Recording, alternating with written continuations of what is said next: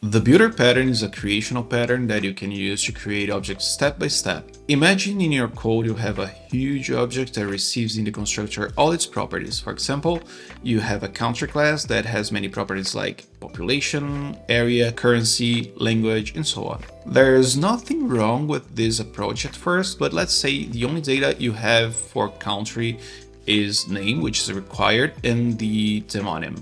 Class implementation would be like this. This can get worse really fast as we have more properties. The solution for this is to use the builder pattern that suggests to create a class that builds itself using a set of steps. When using those steps, you will have more granularity and you don't need to call all steps in order to build the entire object. Using the same example as before, we can create a country builder class.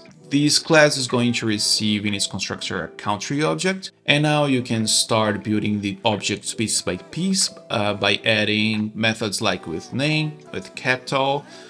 Each of these methods are going to return a reference to this. At the end, we have the method build that is going to return the actual country object. Now you can use the builder in a more declarative and readable way. A country with a name with a demonym is going to be built, for example. The pros for this pattern is that you can construct objects step by step. In my personal experience, this pattern proves to be particularly useful when you are creating mocked objects and fixtures in your tests. You are also going to see this pattern a lot when building test modules in Nest.js, for example.